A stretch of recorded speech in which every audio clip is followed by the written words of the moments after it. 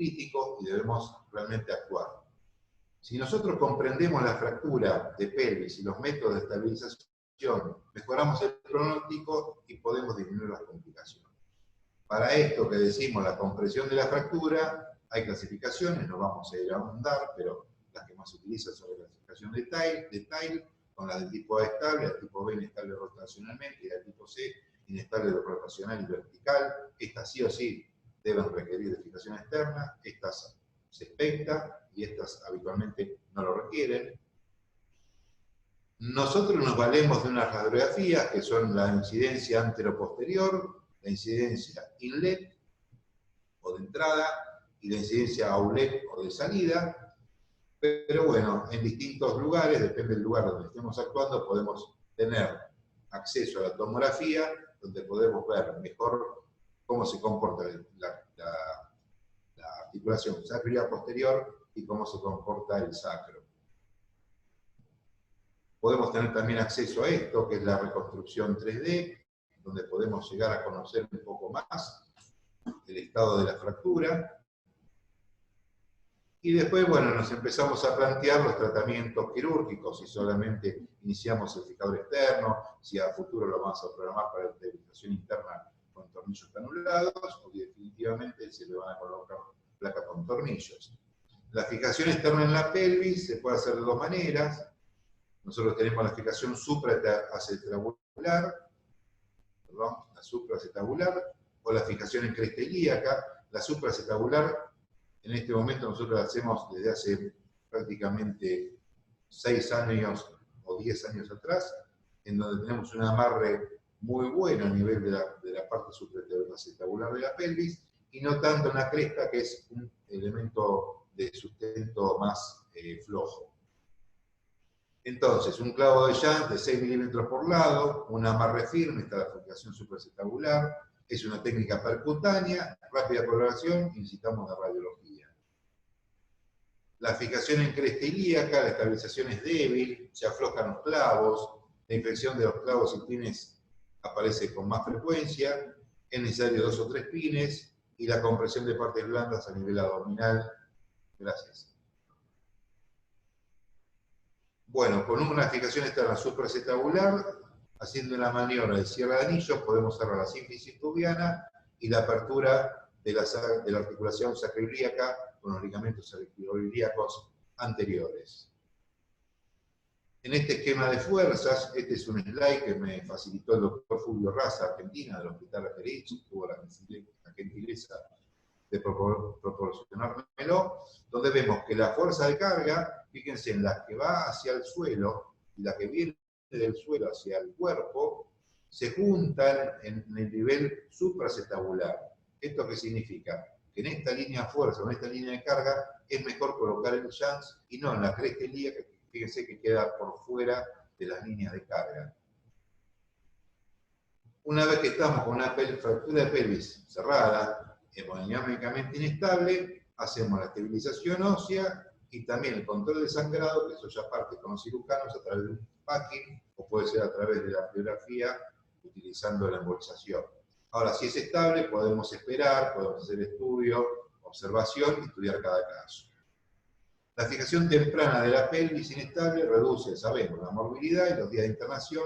Esto disminuye los costos de tratamiento. La prioridad, como dijimos antes, control de la hemorragia, estabilización de fractura y manejo de lesión de partes blandas, comprensión de la anatomía, fijación supraacetabular, la vamos a tener a nivel de la línea terminalis, ¿sí? En la zona triangular del hueso esponjoso, ahí a nivel de las fosas de la línea terminalis, y cuando colocamos el clavo, o en realidad la perforadora, solo perforamos la cortical externa con una angulación de 10 grados a 20 de caudal hacia arriba, ingresamos por encima de la espina ilíaca anterior superior para evitar la cápsula articular de la cadera, con dicha inclinación. También lo hacemos 20 grados hacia afuera, y ahí tenemos una zona segura de ingreso del clavo a través de todo el macizo óseo. Ahí colocamos el clavo de Jans, esta es la técnica quirúrgica. Uno de cada lado es suficiente, utilizamos clavo de Jans de 6 milímetros. Un ejemplo, Esta cincha fue hecha con sábana, también tenía una fractura expuesta de la tibia. Una vez que se saca la cincha, fíjense el hematoma, esto es un trauma de alta energía, había sido atropellada por un camión. Radiografía, estabilización con fijación externa supraacetabular, cruzando dos tubos, solamente una pequeña incisión a nivel de la pelvis, estabilización. Este es un caso de una fijación externa a la cresta. Fíjense los errores que se pueden cometer. A veces en la cresta no pasa dentro del hueso, sino que entra por la cortical interna y sale por la externa. Es una fijación más débil, pero bueno, para poder hacer la supraacetabular hay que hacer entrenamiento, hay que fijar pelvis plástica, etcétera, etcétera. Este es otro caso, esto es una fijación no convencional. A veces vienen pacientes con una fijación que no sabemos si es de cresta ilíaca, supraacetabular. Fíjense al retiro de estos tubos de tipo AO, vemos que los clavos están flojos, ¿sí? Así es el estado. Acá imagínense que están las partes blandas. Una vez retirados los clavos, fíjense cómo se movían. Esto por un desconocimiento anatómico que nosotros en los cursos que hacemos de ASEME Argentina insistimos mucho en cómo colocar bien estos clavos. Estamos haciendo control de daño y la verdad que estamos haciendo más daño que control.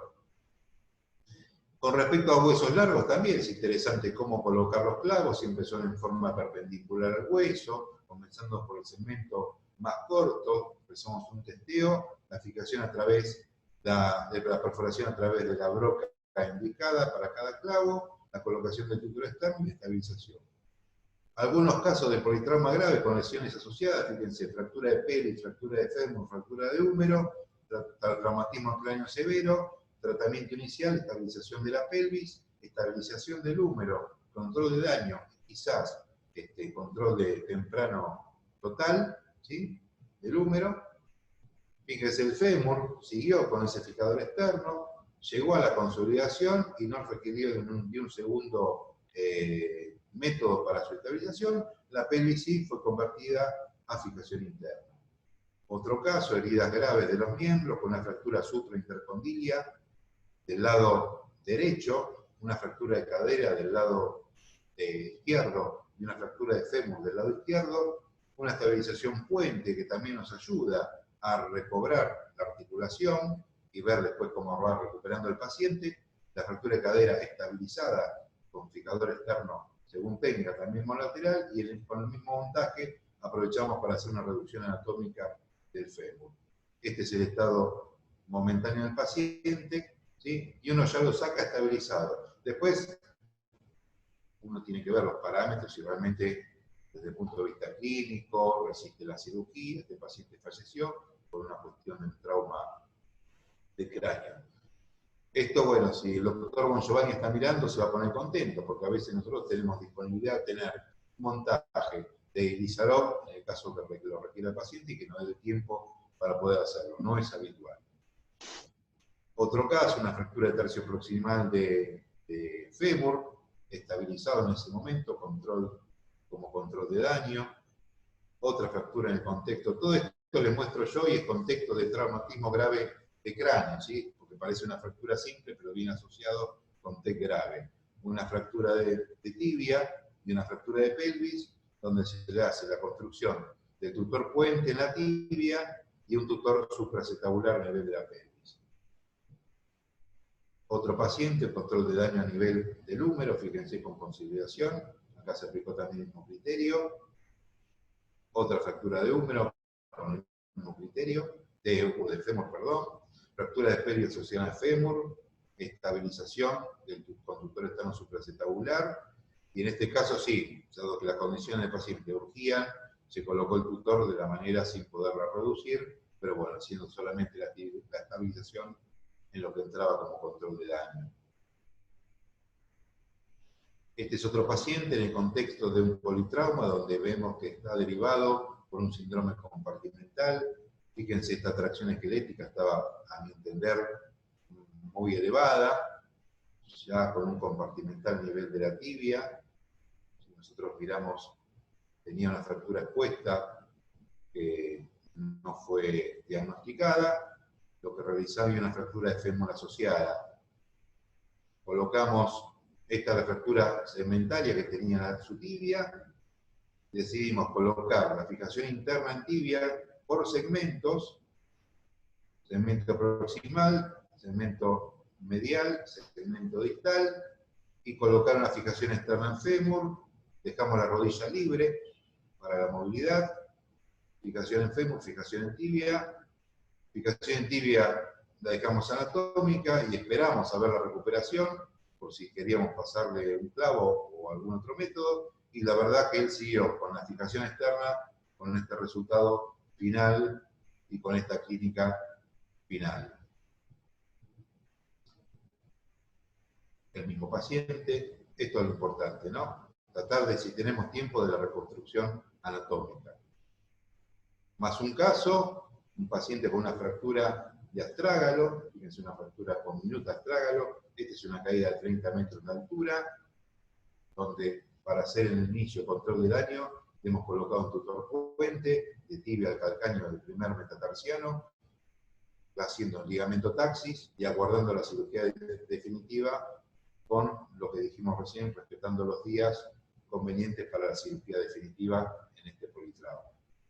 Otros casos similares, con estabilización a nivel con marcos de pelvis, fractura expuesta asociada a pelvis, de fémur y pelvis.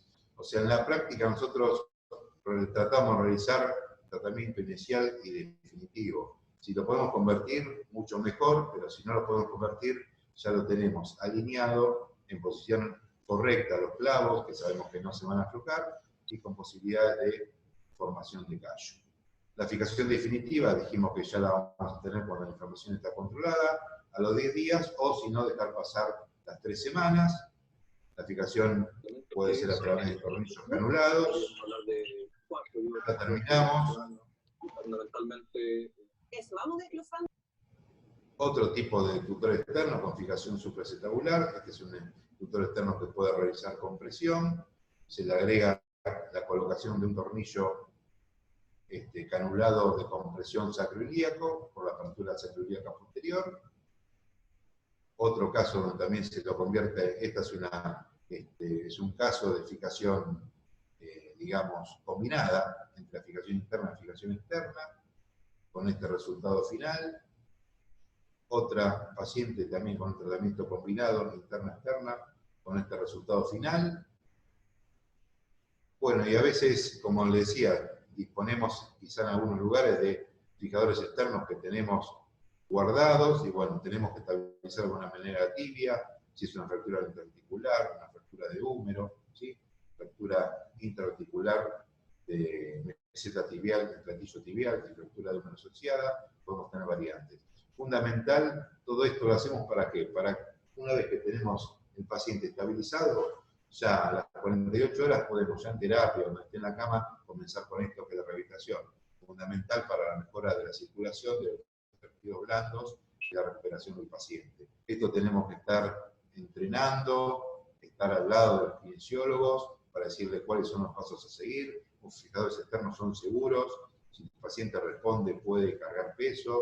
Recordemos lo que siempre nos decía el profesor Irizarov, carga y movimiento es la base del tratamiento de la fijación externa. Como consenso podemos establecer que las fracturas inestables en la urgencia deben ser estabilizadas con fijación externa. Del día 1 al día 4, del día 1 y día 4 a 10 tenemos esa ventana de oportunidad quirúrgica. Las lesiones inestables del anillo posterior tipo C de Tain deben ser estabilizadas y las radiografías anteroposterior y LED son actualmente pertenecen al consenso, y la controversia, la clasificación, el algoritmo de tratamiento de la emergencia y las lesiones complejas del anillo anterior y posterior, porque a veces la esterilización con el tutor externo no logra cerrar el anillo posterior. Bueno, muchas gracias, espero que se haya entendido, espero que se haya escuchado muy bien. Mónica, a disposición. ¿Yo? Muchas gracias, Osvaldo. Y qué buena charla en aspecto de trauma. Me gustaría preguntar si alguien quiere hacer alguna consideración o pregunta al doctor Osvaldo. Aquí estamos en 15 participantes. Muy bien. Y Martín Díaz. Hey, ¿cómo anda, querido? ¿Cómo te va, Martín? Bien, bien. ¿Me escuchás ahí? Sí, te escucho fantástico, muy bien. No, yo te quería preguntar esto. Vos sabés que nosotros, para todos, con respecto, viste, obviamente que usamos hace años también la fijación supracetabular, no hay duda. Bueno, acá tengo un compañero que tengo acá, el Conselieri, Muy bien. Santiago. No, lo que te preguntaba era esto. Viste que cuando los pacientes vienen politraumatizados, entre que, bueno, vienen encharcados por toda la reposición que se le hace y todo eso, Sí. a veces, viste, la colocación en la urgencia de un solo clavo supracetabular, viste, que es un poco complejo técnicamente. Nosotros como que no hemos tomado la licencia en la etapa de trauma estabilización, y a lo sumo, digamos, tomar como referencia bajo intensificador, digamos, un ayudante tracciona las piernas y, digamos, tracciona ambas piernas y rota interno, y con que estemos 1,5 centímetros con respecto a arriba del borde superior de la articulación de la cadera, los ponemos, digamos, en vez de ponerlo, porque la técnica, viste, bien descrita es en la visión obturatriz, entre las dos corticales, anterior y posterior. Por lateral. Claro, entramos por lateral y a veces ponemos dos, porque uno nunca puede asegurar bien si con poniendo uno solo, de esa manera realmente agarró bien. Sí.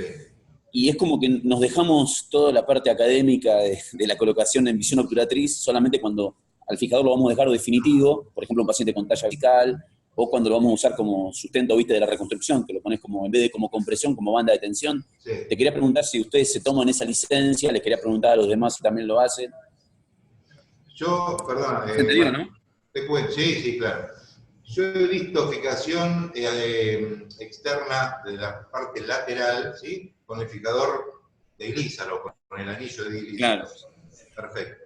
Eso he visto en Brasil lo he visto en bastantes casos, pero te digo, desde que yo aprendí, o sea, me tomé el tiempo, ¿no? Aprendí a cómo colocar presión supracetabular con técnica indicada, la verdad, no tuve problemas, yo por lo menos.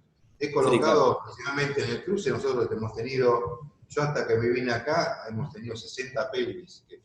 Claro. La primera la aplicábamos en la cresta y después comenzamos con la técnica. La verdad, Martín, a nosotros nos resultó bueno. Ojo, viste que después lo convertimos, ¿no? Entonces usamos una combinada. Eso también. Yo te hablo.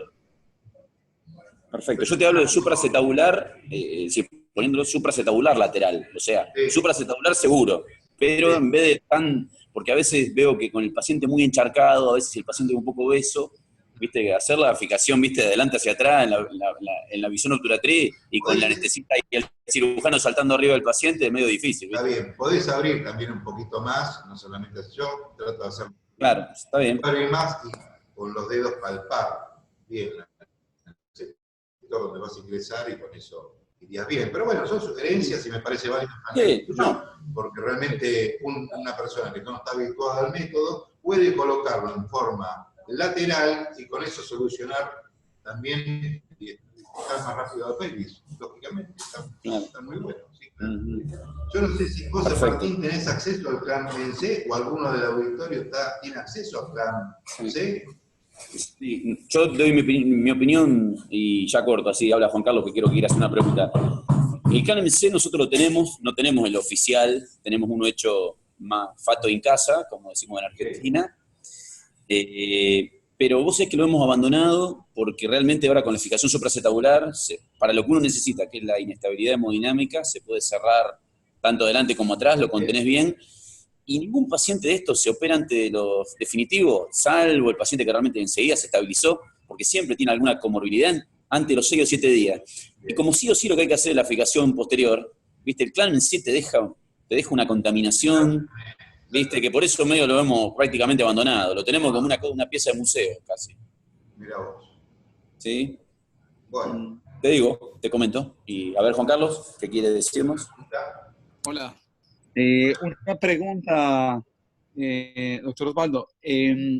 Usted, ¿cómo es su técnica? ¿Cómo pone el arco, el fijador supracetabular siempre utiliza el fijador en C o alguna vez lo ha puesto sin el arco?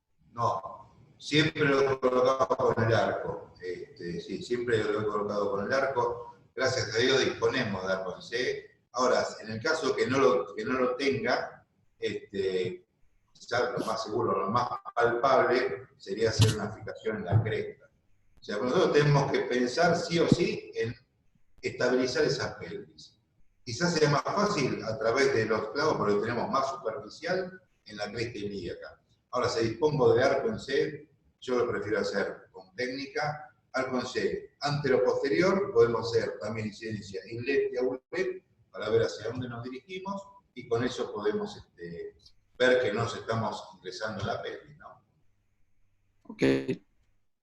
Pero sí, yo no estoy invalidando la técnica de la cresta, de la fijación en cresta. Simplemente, si hacemos una comparación, el de la cresta quizás sea un poquito más inestable, que requiere 2 clavos o 3, que a veces aparecen sitios de infección en el sitio de los clavos porque se mueven más, pero creo que es un método válido para el que no sepa hacer supracetabular, porque el objetivo inmediato es la estabilización de la pelvis. ¿No te contesta la pregunta? Perdón. ¿Alguna otra pregunta? Sí, gracias.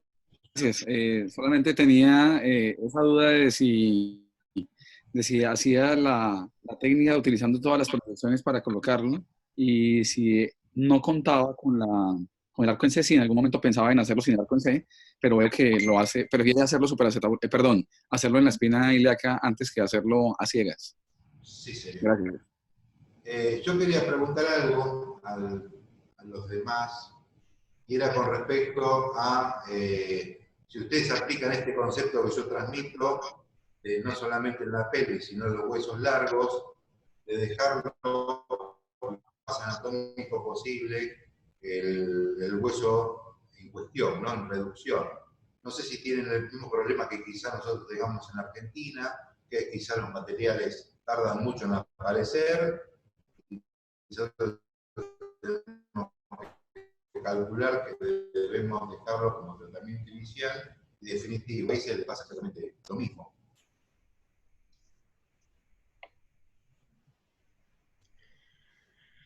¿Alguien tiene alguna respuesta al doctor? Mientras pienso, Osvaldo, Alfonso pregunta aquí en el chat si alguien pone el fixador en la sala de choque. No entiendo. En la zona de... Si alguien lo pone, puede poner el fijador en la sala de choque. Oh, sí, claro. Puede ser, sí, claro. Si Pero no da tiempo, pero ahí ustedes sin la escopía, sin la arco. Puede ser por radioscopía, con una radioscopía portátil. Podemos tener acceso a la radioscopía portátil. En Brasil, si yo mal no recuerdo, había lugares donde no teníamos radioscopía, y sí teníamos equipo portátil de radiología. Y hemos colocado el clavo, radiología, revelado, el clavo estaba bien, continuamos.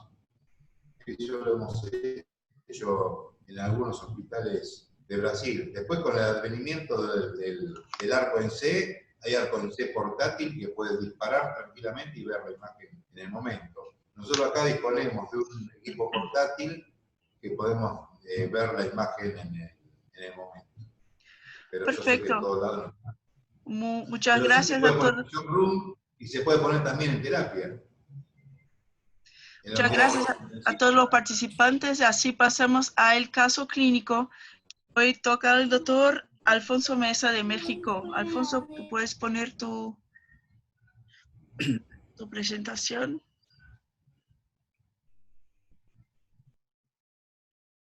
Gracias, sí. Bueno, buenas noches a todos, buenas tardes en algunas partes, pero en general creo que todos ya es de noche, ¿no? Ahí se ve ya la presentación. Aún no. Mm, Ok, a ver, volvemos a ponerla. A ver. El doctor Perfecto. Osvaldo tiene que salir de la... Ah, ya. Sí, ya. Ok, a ver. ¿Ahí se ve mejor? Ah, Ahí todavía no, estamos, pero ¿no? está Bueno, bien. este caso es un caso, ¿perdón? Perfecto. Ok, sigue. ¿Sí? Ujú. Ok, bueno. Este caso quiero presentárselos debido a que para mí fue algo, pues fue todo un reto poder llevar a cabo este caso, sobre todo porque en la realidad no había muchas cosas escritas al respecto con el punto específicamente de la osteogénesis imperfecta y la no unión. En sí, la mayoría de las veces lo que se buscaba en ocasiones era, no les decían nada, los manejaban con alguna férula y los iban dejando, ¿no? Sin embargo, bueno, este es un caso que quiero hacerlos de partícipes de él. Es un paciente femenino que llega a la clínica de especialidad con una osteogénesis ya diagnosticada en otro hospital, en un instituto, con osteogénesis imperfecta tipo 3B.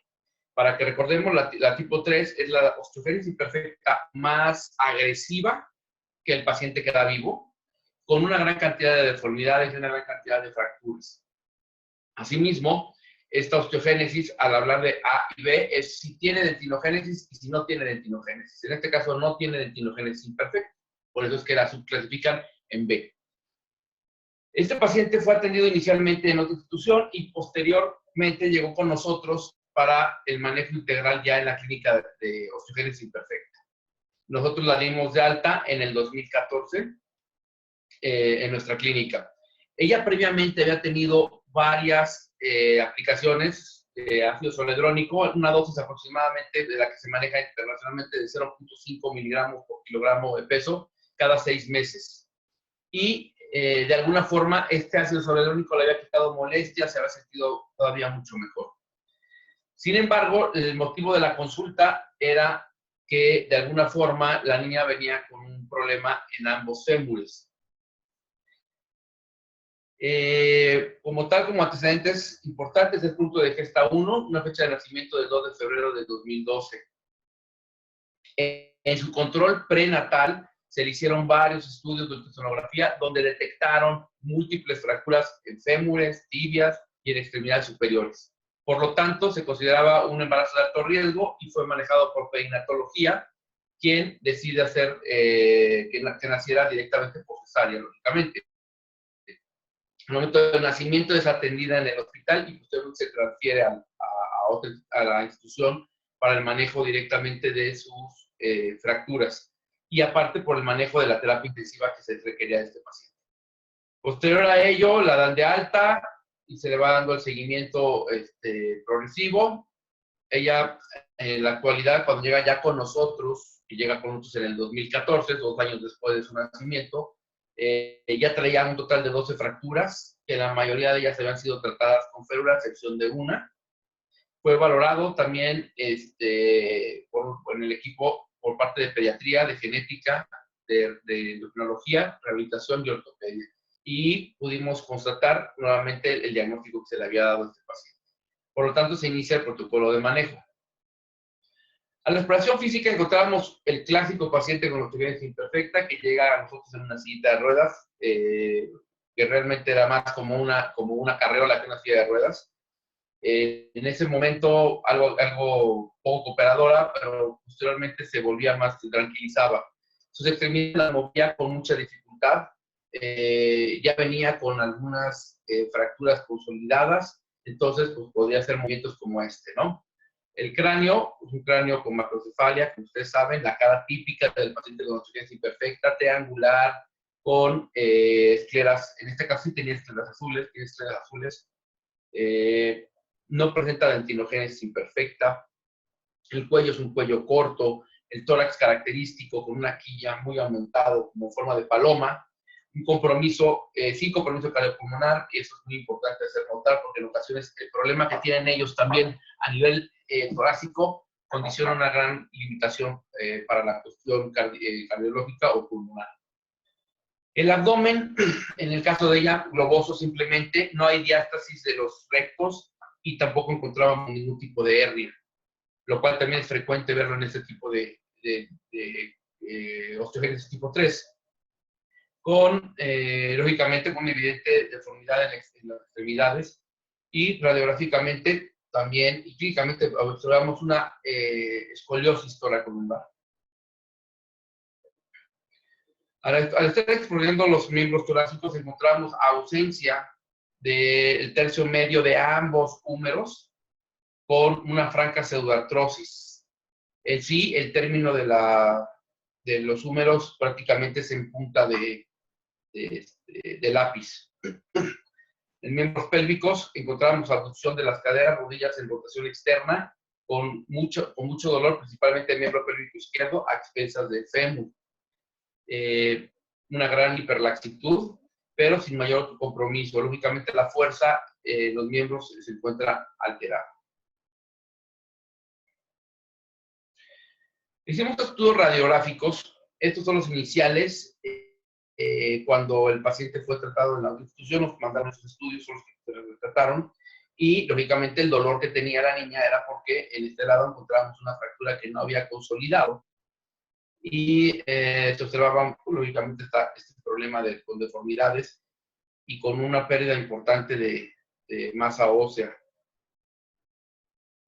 Claro está, ustedes pueden ver de este lado, tenemos también fracturas en diferentes estadios, ¿sí? Y la deformidad característica. Inicialmente le colocaron un clavo Steinmann. Yo creo que no querían meter algún otro clavo porque efectivamente este canal medular está completamente obliterado, no tiene canal medular, y pues bueno, estaba prácticamente condenado a que nunca pegara, ¿no? Pero intentaron colocarle un clavillo, y lógicamente cuando terminando de hacer la colocación del clavillo ya no teníamos esta pérdida ósea, sino ya tenían esta pérdida ósea. Y aquí este fue el motivo de la intervención a la clínica. Sabemos que existe una no unión que puede ser muy frecuente en los pacientes con osteogénesis imperfecta, y ya está demostrado en la literatura. Entonces, aquí venía el gran problema. La realidad es que yo nunca me había enfrentado a unas características de este hueso dentro de la clínica de osteogénesis, porque no teníamos realmente hueso. Le pedí apoyo, lógicamente, a las personas que más saben de osteogénesis actualmente, como era el doctor Facier, el doctor Miguel Galván, y en aquella ocasión también le platiqué en el Congreso Internacional con el doctor Gloriux, que es el que se encarga de dar manejo principalmente desde el punto de vista medicamentoso, y hacer una gran cantidad de investigación de todo lo que son ácidos zoledrónico y todo esto que aporta de alguna forma mejoría en estos huesos. Aquí estuvo interesante porque de los 3 que les pregunté, pues había muchas variantes, ¿no? Alguien me dijo, mira, yo que tú no hacía nada, el riesgo de mayor daño pues, es inminente, ¿no? Le pregunté a otro y me dijo, mira, intentarle con un clavo de Steinmann y colocación de un injerto, posiblemente, o colocar un injerto intercalar. Y en otro caso me dijo, mira, puedes intentar colocar un clavo Facier y una proteína morfogenética o injerto cadavérico. Todos estos manejos son, de alguna forma, no hay gran cantidad de información que se ha dado al respecto con esta patología. Entonces, pues, entrarle a una situación de estas era realmente más compleja. El inconveniente que teníamos, como en muchas partes, ustedes saben, es la cuestión económica. Acá, pues, a duras penas podíamos conseguir que nos donaran el clavo Facier, que en México el costo pues, anda alrededor de 50,000 pesos. En dólares, pues estaremos hablando tal vez de unos 2,000 y fracción. Y realmente el querer poner proteína morfogenética o PRP, que es factor de plaquetas, pues es más complejo, no teníamos esa opción. Entonces, pues teníamos que ver de alguna forma solucionar esto. En octubre del 2014, lo que hicimos fue colocarle al fémur un clavo Facier de 3.2 con resección en bloque del segmento que no tenía contacto, y siempre respetando lo más que se puede el periósteo. Nos da un defecto aproximadamente de 4 centímetros. hicimos la colocación del clavo, cerramos el periósteo y lógicamente al cerrar nosotros, pues el paciente no tiene tanto problema mientras tú le mantengas la plena contracción. Al momento que el paciente despierta y tiene movimiento, el clavo, por la calidad del hueso a nivel de la epífisis, el clavo migró y se salió a través de él. Claro está, en ese momento ya no podíamos hacer mayor cosa y tampoco teníamos nada que mantuviera el espacio, ¿no? Porque lo encantador sería aquí tener un clavo que pudiéramos bloquearlo proximal distal y nos mantuviera la distancia, pero no lo teníamos. Entonces, optamos por dejarlo de esta forma y la férula, vigilar que el clavo no estuviera generando mayor molestia. Así es como se ve en la otra proyección. En este inter, en la colocación del primer clavo, también checamos el clavo anterior y de la tibia del lado izquierdo. El control radiográfico a los 4 meses, y aquí ya empezamos a apreciar un esbozo de lo que se estaba formando a nivel del periósteo, de los puentes que estaban generando por el periósteo, y observamos también intencionalmente si había o no dolor en la zona, ¿no? Y si palpábamos el clavo, porque inicialmente pensábamos que el clavo realmente estaba muy salido y que esto iba a ocasionar mayor molestia, pero no era así, no le molestaba, ¿no? Y como era un paciente que no se estaba parando y no tenía mayor movimiento, pues realmente no tuvo mayor situación. Optamos por aguantarlo un poco más.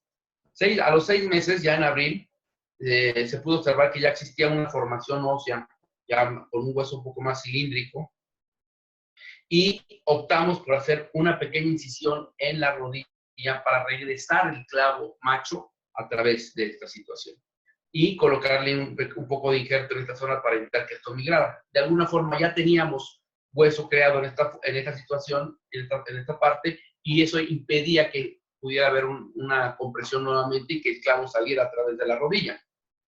En fin, se fueron dando el seguimiento a las otras tibias. Observábamos a los 18 meses, fíjense, con todo y todo, había segmentos donde todavía no tenía por completo una calidad ósea como nos hubiera gustado tenerlo. Pero sabemos que hay varios factores que esto involucra, como puede ser el uso de ácido zoledrónico, que también retrasa el proceso de consolidación ósea, y que de alguna forma a este paciente no podíamos dejárselo de colocar posterior a sus cirugías. Hay que dejarlo aproximadamente, yo lo dejo de 4 hasta 6 meses entre cirugía y aplicación para que no tengamos más problemas.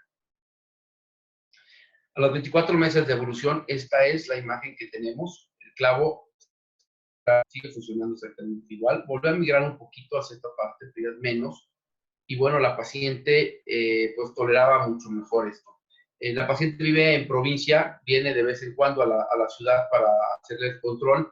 Últimamente no ha tenido mucha posibilidad, prácticamente viene cuando la encontramos para las aplicaciones del medicamento. Y ahorita no tengo las últimas de este año, pero tenemos esto que me lo mandó hace poquito la mamá, en donde vemos que la paciente, como ustedes se pueden dar cuenta, no tiene húmeros, los húmeros los tiene completamente en pseudoartrosis, entonces se va jalando como puede, pero ya tiene suficiente fuerza para poder apoyarse y poder escalar este pequeño muro que lo hacen en el sistema de rehabilitación Teletón, en Puebla, donde está llevando actualmente su fisioterapia.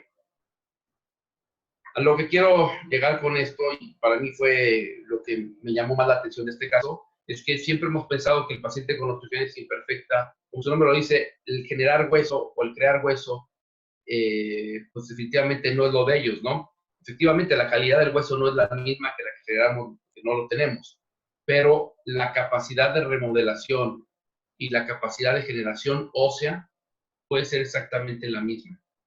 Y este tipo de casos, como lo estamos viendo, nos lo está demostrando que se puede llegar a dar. No sé si tengan alguna pregunta.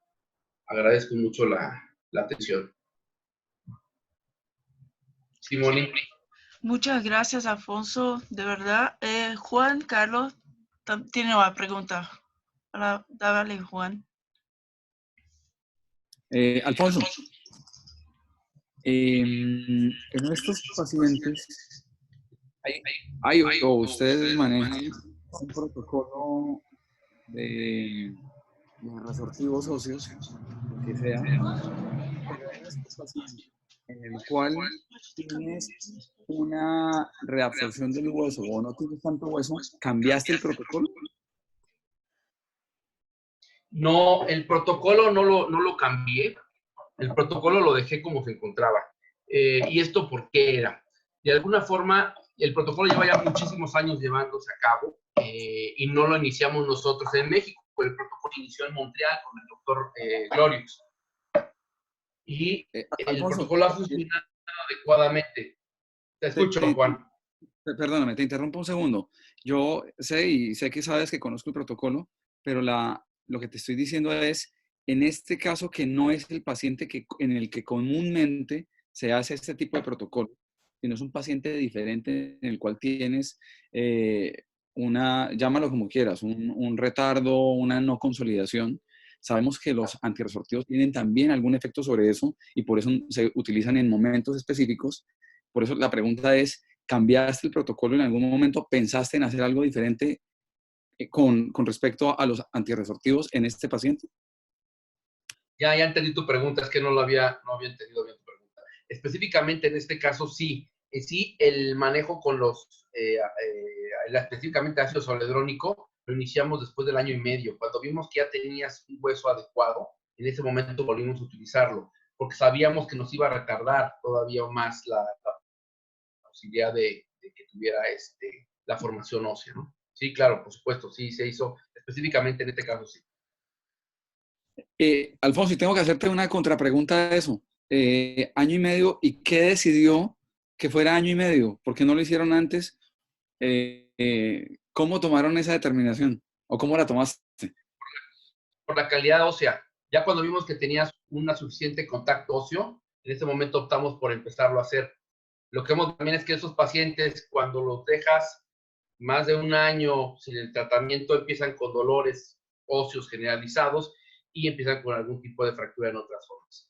Entonces, pues es jugar un poquito a la balanza con este paciente y tomamos la decisión en el momento que ya vimos que había mejor contacto a nivel del 1 año y medio, pues empezar otra vez este manejo, ¿no? Perfecto. Muy buena reunión. Muchas gracias a todos los colegas que participaron. Mónica. Por favor, Martín. Una preguntita para Alfonso. Claro. Me dejó con ganas. Alfonso, muy bueno. Aparte, hay que mostrar estos casos porque lo otro es lo que sabemos hacer todos, mal, que ya nos dedicamos a esto. Así que primero te felicito. Dos preguntas, una técnica y una un poquito más académica. La técnica es que cuando colocaste el clavo, abriste el foco y trataste de acercar lo más que podías los segmentos, digamos lo que podías llegar a ver que era hueso, y sobre eso cerraste el periósteo o lo dejaste con el gap ese.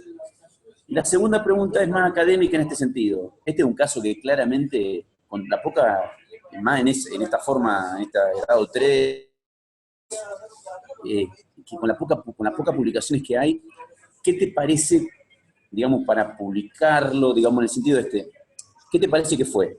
¿El clavo, la medicación, que no le dejaste gap, que le cerraste el periósteo, que le pusiste injerto?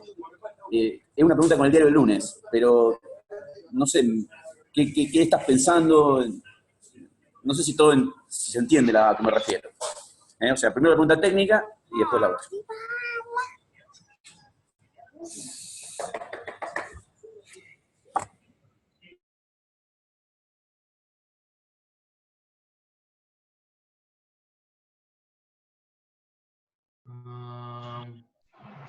Hola, ¿ahí me estás? ¿Martín? Sí, te escuchamos. Ya no te escucho yo a ti porque te quitaron el micrófono, pero mira, lo primero es, efectivamente, desde un principio lo único que hicimos fue resecar el foco de fractura, ¿sí? Quitamos el segmento, todo lo demás que estaba escleroso lo retiramos por completo. Mantuvimos el periósteo completo, ¿sí? No lo dañamos más allá de lo que está dañado y dejamos un gap, efectivamente dejamos un gap. A mí me hubiera encantado poner algún tipo de injerto intercalar, pero también el riesgo de poner un injerto intercalar con esa fuerza muscular que puedes ejercer empujar hacia arriba y empujar hacia abajo me puede fallar lo que quedaba de cabos. Entonces opté por no hacerlo, ¿no? Y la otra, yo creo que lo que me funcionó en este caso no es el ácido zoledrónico, no es el clavo, no es el medicamento tampoco. Aquí lo que fue es respetar la biología del hueso. Al respetar la biología del hueso y permitirle que el hueso mantenga el periósteo, nosotros habíamos visto que en ocasiones tú quitas completamente el peroné de un paciente para ponerlo de injerto y pasan los años y de repente ya tienes peroné otra vez, ¿no? Y mucho tiene que ver por eso, porque de alguna forma dejamos el periósteo y ese periósteo me está funcionando para poder permitir que haga un puente óseo. Para mi forma de ver, bueno, esto estamos para publicación y efectivamente va encaminado a mantener el periósteo. Yo creo que eso es lo más importante. Perfecto. Ahí estamos en el tiempo y ahí en tiempo también de preparar la próxima reunión. Estamos muy felices de estar con el grupo creciendo. Creo que si tuviéramos indicaciones de charla por los países sería súper. Y aquí vamos con el próximo grupo que se va a presentar, sería en abril, el 4 de abril, que sería moderado ahí por Dr. Martín Delia, esta vez, y se presenta un Dr. Fábio Lucas de Brasil con reconstrucción, tratamiento definitivo de fracturas con fijación externa, y también Dr. Najib Faisal de Venezuela, que presenta un caso clínico pediátrico. Así que están todos invitados a la próxima reunión. Intentaremos dar un link a los que no asistieran y que se pueda ver la presentación y hasta la próxima vez.